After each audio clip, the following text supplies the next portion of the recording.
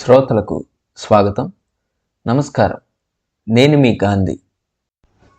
భారతదేశం జనవరి 26న జరిగే 76వ గణతంత్ర దినోత్సవ వేడుకలకు సిద్ధమవుతోంది.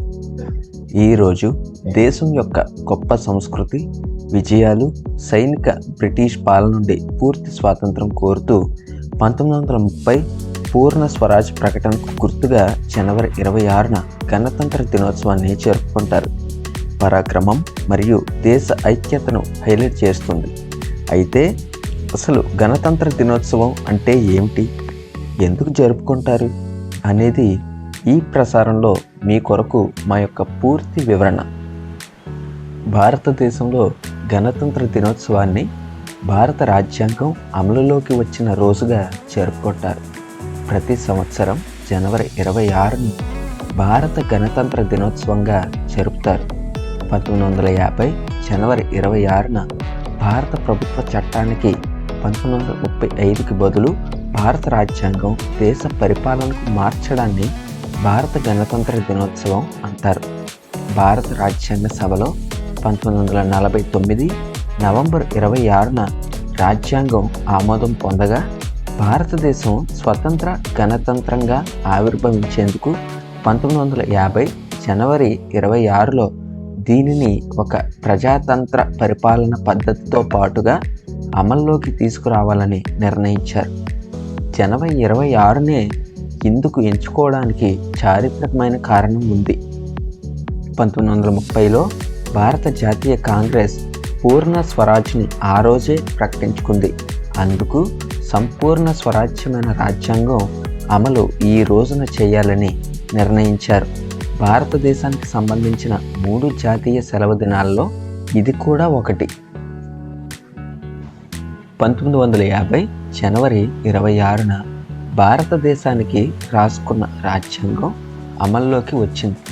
భారతదేశంలోని అన్ని ప్రాంతాల నుంచి గెలుపొందిన రాజనీతివేత్తలు, రాజకీయ నేతలు, వివిధ రంగాల నుంచి నామినేట్ చేసిన నిపుణులు కలిసి భారత రాజ్యాంగాన్ని చర్చలు, నిర్ణయాల ద్వారా రాశారు.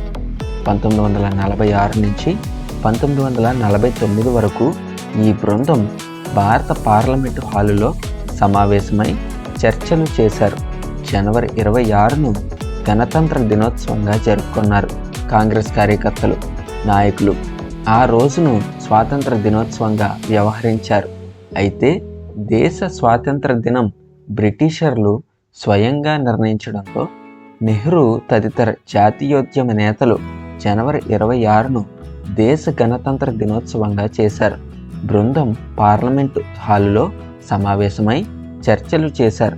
జనవరి 26ను గణతంత్ర దినోత్సవంగా జరుపుకున్నారు కాంగ్రెస్ కార్యకర్తలు, నాయకులు. ఆ రోజును స్వాతంత్ర దినోత్సవంగా వ్యవహరించారు.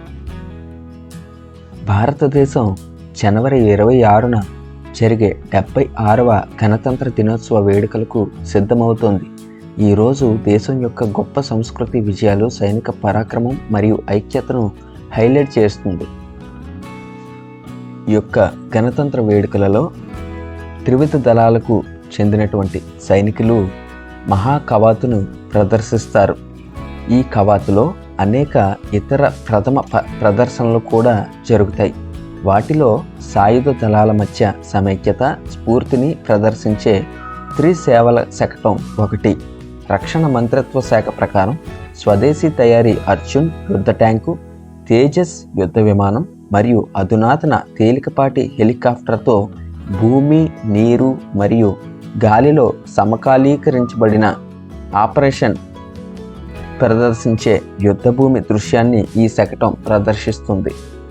అదేవిధంగా బ్రహ్మోస్, పినాకా మరియు ఆకాష్ వంటి కొన్ని అత్యాధునిక రక్షణ వేదికలను ప్రదర్శించడం ద్వారా దేశం తన సైనిక పరాక్రమాన్ని ప్రదర్శించనుంది.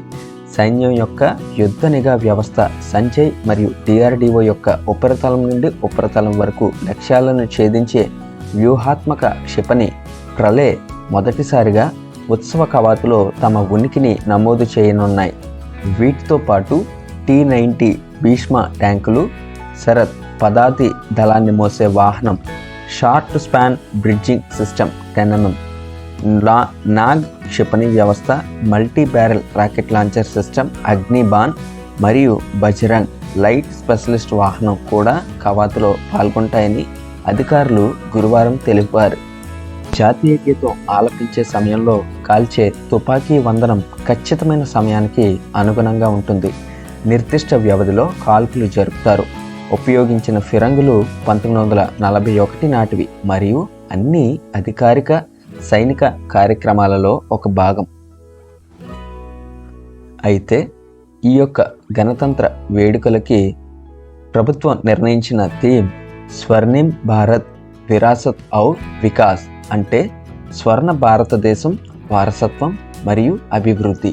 సాంకేతికత, మౌలిక సదుపాయాలు మరియు సాంస్కృతిక వారసత్వంలో భారతదేశం యొక్క పురోగతిని ఇది తెలియపరుస్తుంది. ఈ సంవత్సరం గణతంత్ర దినోత్సవ వేడుకలకు ఇండోనేషియా అధ్యక్షుడు ప్రబోవో సుబియాంటో ముఖ్య అతిథిగా పాల్గొంటారు. 2024 అక్టోబర్లో అధ్యక్షుడిగా బాధ్యతలు స్వీకరించిన తర్వాత ఆయన భారతదేశానికి తొలిసారిగా పర్యటన జరుపుతున్నారు. ఇతని పూర్తి పేరు ప్రబోవో సుబియాంటో జోజో హదికుస్మో. అక్టోబర్ 17, 1951 జన్మించారు. ఇండోనేషియా రాజకీయవేత్త, వ్యాపారవేత్త మరియు రిటైర్డ్ ఆర్మీ జనరల్. ఆయన 2024 నుండి ఇండోనేషియా 8వ అధ్యక్షుడిగా పనిచేస్తున్నారు. గణతంత్ర దినోత్సవం వేళ కేంద్ర సర్కారు పద్మ పురస్కారాలను ప్రకటించింది. అందులో 113 మంది పద్మశ్రీ అందుకొనున్నారు. తెలుగు రాష్ట్రాలకు మొత్తం 7 పద్మ అవార్డులు దక్కాయి. వాటిలో పద్మవిభూషణ్ 1, పద్మభూషణ్ 1, పద్మశ్రీ 5 ఉన్నాయి. పద్మ అవార్డుల్లో తెలుగువారు గెలుచుకున్నవి పద్మవిభూషణ్ దువ్వూరు నాగేశ్వరరెడ్డి గారు వైద్యరంగం, పద్మభూషణ్ నందమూరి బాలకృష్ణ కళారంగం, పద్మశ్రీ కేఎల్ కృష్ణ విద్య సాహిత్యం ఆంధ్రప్రదేశ్, మాడుగుల నాగ ఫణిశర్మ కళారంగం ఆంధ్రప్రదేశ్, మందకృష్ణ మాదిగ ప్రజా వ్యవహారాలు తెలంగాణ, మిరియాల అప్పారావు కళారంగం ఆంధ్రప్రదేశ్, వి రాఘవేంద్రాచార్య పంచముఖి సాహిత్యం విద్య ఆంధ్రప్రదేశ్. మరి ఒక మారు మీ అందరికీ భారతదేశ గణతంత్ర దినోత్సవ శుభాకాంక్షలు తెలుపుకుంటూ మనమందరము కూడా ఐక్యతతో వర్ధిల్లాలని, సమైక్యంగా పోరాడి దేశ అభివృద్ధిలో ప్రతి ఒక్కరం కూడా భాగస్వామ్యం కావాలని కోరుకుంటూ ఆశిస్తూ మీ గాంధీ. మా యొక్క పూర్తి వివరణ పట్ల మీ యొక్క అభిప్రాయాలను, సందేహాలను, ఆలోచనలను, ఆవశ్యకతలను క్రింద ఉన్న కామెంట్ సెక్షన్లో తెలియజేయాలని కోరుకుంటున్నాం. మా యొక్క ప్రయత్నం సఫలీకృతం చేయడానికి సబ్స్క్రైబ్ బటన్ నొక్కి మా ప్రసారాల ప్రకటనలు మీరు నేరుగా